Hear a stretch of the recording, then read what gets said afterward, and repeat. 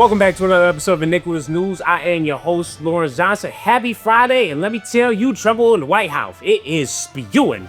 Goodness gracious, some egregious shit came out. So, the Wall Street Journal dropped a news article that basically shocked the world in time, where it was a 50th birthday by Jeffrey Epstein, and they got hands on a Donald Trump birthday letter to Epstein.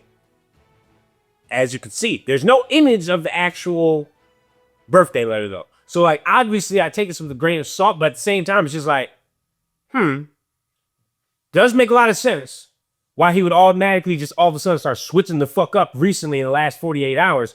But now, if this lecture is to be true, then that means that it is also true that Epstein is 1000% in these fucking files, people. Not even a question to be about it. Now, bring the text up that supposedly was inside of a naked woman's body. There was a paragraph in a dialogue between them two that was supposedly like what they would usually talk about. They say it's not clear how the Trump signature was prepared, but inside of it, voiceover. There must be more to life than having everything. Yes, there is, but I won't tell you what it is, nor will I, since I also know what it is. We have certain things in common, Jeffrey. Yes, we do, come to think of it. Enigmas never age. Have you noticed that? As a matter of fact, it was clear to me the last time I saw you. A pal is a wonderful thing. Happy birthday, and may every day be another wonderful secret. Now, if that goes sound like they fucking all some underage women together or some dynamic duo, professor-feely nasty public square gladiator Friday type shit, I don't know what does. And so then, obviously, Trump said on the interview Tuesday night, this is bullshit, this is fake, this is not me, and if you want to come out with this article, I'm suing you. Wall Street Journal said, that's fine with us. We believe our credible sources. This is from Ghislaine Maxwell's leather book of a bunch of birthday letters to Jeffrey. This is from you. So now if you're saying it somehow got stuck in the pile by someone else, we don't understand how, but right now, this is what we got. And within 24 hours, Trump goes on his rampage of, this is a hoax, everything is fake, the files is created by Obama, Comey, all of them, which lines up timeline-wise when you're just like, oh, okay, so that's why all of a sudden he just started going off the fucking rails. And then Caroline was obviously asked about the hoax, and this is what she had said. Which part of the Epstein hoax is the hoax part? The president is referring to the fact that Democrats have now seized on this as if they ever wanted transparency when it comes to Jeffrey Epstein, which is an asinine suggestion for any Democrat to make. The Democrats had control of this building, the White House, for 4 years, and they didn't do a dang thing when it came to transparency in regards to Jeffrey Epstein and his heinous crimes. It was this president who directed the Department of Justice and the Attorney General to do an exhaustive review of all files related to Jeffrey Epstein, which they did. So the hoax is that the Democrats were never going to release the files either. Interesting. So there are files then, but no side wants it released. Well, that means the world should probably want to release because that means a lot of stupid, nasty motherfuckers is on it. And obviously Trump fired back, and I'm talking about when he pissed, he's pissed. He was talking in the third person or in Truth/Twitter, whatever the fuck you want to call it. And I mean, he said verbatim, President Trump will be suing the Wall Street Journal, News Corp, and Mercer Murdoch shortly. The press has to learn to be truthful and not rely on sources that probably don't even exist. They say how he's beating other people, and he's saying, this is all fake, I'm suing you, and they're all like, yeah, that's fine, you can sue us, but this one is free speech, so this is two, this is our sources, and three, you've been lying. And are you going to tell us that you didn't attend his 50th birthday? Are you going to say that you weren't best friends with him back in the day? Because all signs point to yes. And it's funny, but it says they need to learn to be truthful, but then Fox News is not even allowed to talk about Epstein files. He literally made a call and said, hey, nope, that's not what we're covering. And Newsmax and Newsweek, whoever the fuck they said, they caught wind of the, yeah, if you've noticed, not playing. Which also leads to, I'm guilty. But I mean, here, listen to yourself. Fox News obeyed, Fox News falling in line with Trump's Epstein plea, but will the rest of MAGA media comply? Well, I'll play a little bit. This is Rob Schmidt addressing all of this on his show here on Newsmax last night. Again, this is what MAGA voters voted for. A government for the people, where the rich and the powerful get the same justice as the rest of us. You may have noticed the Epstein story was Almost nowhere to be found, though, on Fox News these last couple of days. After months of very consistent coverage, it's pretty obvious that a lot of people don't really know what to do with this. So obviously after that, all the right-wing talker puppets need to come out and defend him. Start with Laura Loomer. I've gotten letters from him. He doesn't use marker. Why would he ever use marker? Donald Trump, I know, doesn't use marker. Donald Trump Jr. I've never seen a doodle in my life from Donald Trump. And then, as history can show, in the internet and the greatest thing of all time, which we call pictures, Trump has tried to sell his art before. He knew this, he true this. He really thinks at some point in time he was an artist. So he does use marker, which points to the letter. He does like to doodle, as we can see with these terrible drawings of buildings and cities. Maybe he would draw a naked woman and be like, oh, this should be hilarious, Texas. This is 50th. We really got to celebrate 5-0. What do we got in common? This sick-ass little thing where we hop on your jet and then go to the island. And the fact that he went on Truth and then tried to say, oh, I've never been to the island. I've never even been on his jet. They're the flight logs have actually been released. And so we've seen those. We've known you have 14 different numbers on those flight logs. Where you guys will find exactly 2, we still don't know that information yet. But now, instead, he goes and says, well, since this is so ridiculous, Pam, why don't you release this certain little thing in the grand jury transcripts? I mean, hey, you know what? Got to start somewhere. Let's keep applying pressure. That's fine. And then Pam Bondi becomes President Trump. Yes, I will be doing that. I will get those transcripts. And it's like, okay, fine, that's cool, but we need the files. All of them. The Epstein file, the case, everything. We need one of you guys to explain where those 3 minutes are missing from. What the fuck happened there? If you know for a fact that if he's comfortable with this part being released, then he already knows what's in there, / this is already certain shit that's redacted. And then there's an article that comes out and that even says he asked the FBI, hey, as you go through these files, flag anything that has my name on it.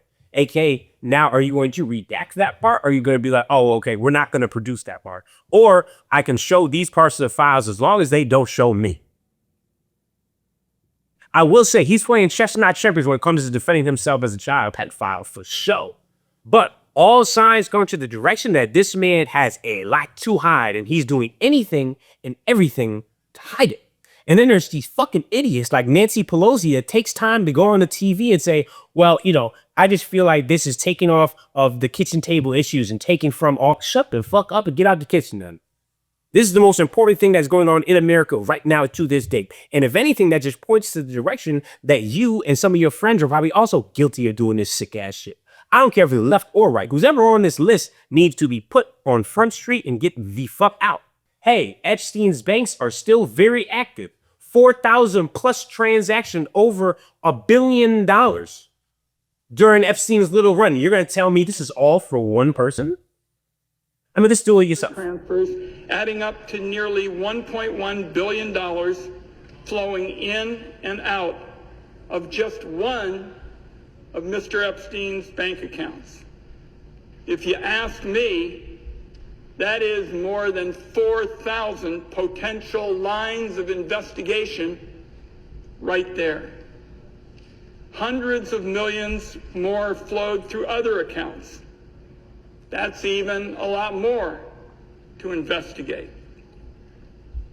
The file shows that Mr. Epstein used multiple Russian banks, which are now under sanctions, to process payments related to sex trafficking.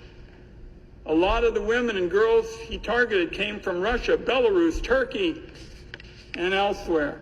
So they want me and all of us to believe, for real, that one man, Jeffrey Epstein, had over 4,500 transactions totaling over $1 billion into his bank account, which nobody knows what he does. Finance, supposedly. And he was the only person trafficking people, and there was nobody else on his client list. And while this is happening, the prosecutor of the Epstein files and of the Diddy trial has been fired. Surprise, surprise. And at the same time, they completely gut out the money that is going towards human trafficking. So literally all signs are pointing to that Donald Trump was a part of this trafficking ring. Now, I can't say for sure, but I can piece little pieces of information all together into one and be like, oh, wait a second. What the fuck is going on here? So you fired this person.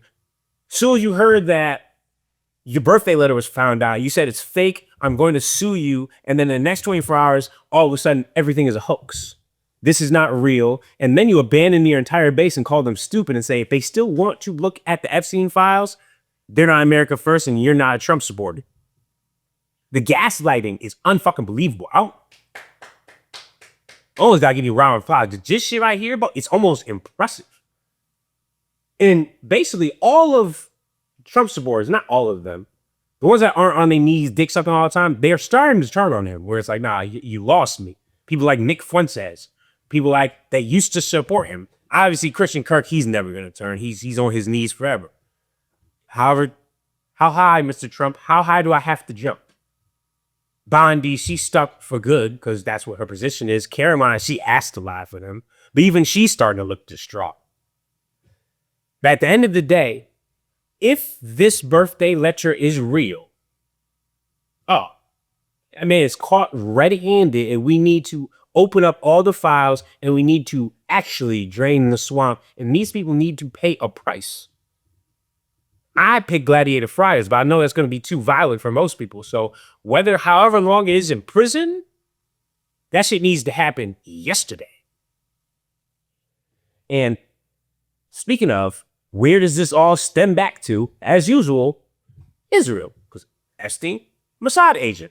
And speaking of Israel, what are they doing now? Well, lately they were just in DC and one of the directors came and said, hey, the Palestinians, obviously no country in the Middle East is taking them. No country in Africa is taking them since we're committing genocide. How about you take them? And now he's putting pressure on us, even though we need all immigrants out. Now it's, well, Israel, we're asking you to take the Palestinians because they can't be here and we need our greater Israel. And Netanyahu came out straight up and said, hey, we are now occupying this part of Syria. Again, pointing back to greater Israel. That's all they really want, is to occupy way more land and start to just build on that land and pay absolutely no money to anybody as they destroy, kill, and settle and occupy other people's land. I mean, the fact that they blew up the Ministry of Defense and then you tried to play victim is, I don't even understand. And the fact that he also, they said, when Jews cried back in World War II, no one came to save you. But when we cried here in Syria, you came to save us. It's, shut the fuck up with the Holocaust bullshit and the stranglehold on the anti-Semitism. Bro, you're a genocidal ego warrior maniac that doesn't actually fight yourself. And now you're blowing up another country just so your ass can stay out of prison and finish off the genocide in Palestine. And you acting like we don't see that? Man, what it would be to be naive. Then Ireland decided to step up against the genocide and say, you know what? No more imports. Anything that's made from the West Bank or from Jerusalem, anything that has Israel ties and is made from them, shit is banned. We're not buying it anymore. Which is a great step in the right direction to end the genocide. If everyone just said, we're not taking imports, we're not trading with you anymore, now you're just solo state, solo country. Do what you gotta do, figure out how you gotta figure out, but you're on your own so you stop committing this genocide, it would end like that. But what does Israel do as soon as Ireland does this? If they pass this bill, they will pay the price. That's a direct threat. You know what I'm saying? It's weird how everywhere they can threaten everybody else. They can be the first person to strike. They can be the first person to start the war, but they still somehow play victim. What? That's a direct threat to an entire country saying, well, hey, no, if you don't let us commit this genocide and you stop trading with us and you don't buy our goods, then then fuck you. Like, what? I'm at the point right now, I'm somehow agreeing with Marjorie Greene. She took the floor. She was actually out there speaking facts. Listen to this. My amendment would strike $500 million in funding for nuclear-armed Israel's missile defense system. The U.S. already provides Israel with $3.8 billion annually in foreign aid. $3.8 billion, that's a lot of money. Additionally, the April 2024 security supplemental included $8.7 billion for Israel. Even though Israel, nuclear-armed Israel, has universal health care for their citizens and subsidized college for their citizens. They're able to provide that. However, here in America, we're $37 trillion in debt. Free education, free healthcare, billions of dollars a year. She's trying to cut out $500 billion. Democrats and Republicans voted against that. This shit is not America first. We are occupied. You understand what I'm saying? And when I say occupied, I mean, you know how I just brought up the Ireland thing? Look at all these tweets at the same time. From people in our government say, well, if I think Ireland should rethink, I think Ireland should rethink. Why should they do that? Ireland needs to sober up. Sober up? Nah, you guys need to get off your fucking knees from BB the Bomber. RGU's out there making great points where it's like, what do we get back? What do we ever get something back from these motherfuckers other than them calling us anti-Semitic? It sucks us dry. They live great over there. Free education. Go to college. Free healthcare. Come back over here. Oh, yeah, no, there's no way that could exist. No chance. And they try to act like it doesn't exist over there. They don't want to talk about that part where they just use our tax dollars to make an amazing life over there. They don't want to talk about the part where it's illegal to get a DNA test. Is that not eye-opening to you? You can't get a DNA test to prove that this is actually your homeland? Why? Because it's going to say all these motherfuckers are from Ukraine and Poland. Benjamin Netanyahu, that's not his fucking last name. He changed that shit to sound more like he from over there. It's Milikowski or some shit like that. Something Polish. Man, I'm sick of this shit. Motherfuckers think we born yesterday or something. No. That's why Thomas Massey, I like you, my brother, because he's trying to get the Epstein files out and he's trying to hold Israel and Netanyahu accountable. And same with Zoran. And you know, if that's not enough, Israel, what they do? Tanked and blew up the last Catholic church that was over there in Palestine. And they're going to say, what? Sorry, it was an accident. We didn't mean to take the tank, aim the gun down, and fire at the church and blow it up and kill 3 people. My bad. Sorry, it was just, it was like a stray. It was a stray missile from the tank that we was shooting. No one gets arrested. No one gets fired. It's just an apology for killing 3 people in a religious place, which is literally a war crime. And the U.S. is not up in arms about that at all. You starting to see the point what I'm getting at here, people? Is Israel first and America last. You go Israel first, Israel second, Israel third, fourth, fifth, sixth. America, y'all somewhere down there. I don't know. We'll figure it out. Well, you know who figured some shit out? Walmart. Raised their prices 51%. Why? Tariffs. It is the first wave of kickbacks towards us. Now you understand how tariff works. It gets passed on to the consumer because we live in a capitalist country. So you think Walmart's going to take the brute end? No. You think China's going to take the brute end? No. Who does it get passed down to? The consumer. Us. And then what did Donald Trump say? Oh, Walmart, I'm watching you. The fuck is that going to do, buddy? Nothing. I'll tell you that for free. You guys are supposed to eat the cost. Yeah, when has billion-dollar companies ever ate the cost of anything? There was a time healthcare was like, well, is it really worth saving people or is that too expensive? That's the country we live in, people. That's just unfortunate, but it's true. Man, thank you for tuning in to another episode of Iniquitous News. I am your host, Norris Johnson. Don't forget to hate and subscribe. We're going to be back on Monday. Y'all have a wonderful weekend. You know what I'm saying? We ain't new this, we true this. Stay nefarious and offensive, alien, and iniquitous at all times. Come on. You've just tuned in to another edition of Iniquitous News Network with Lawrence Johnson. Don't forget to hate and subscribe.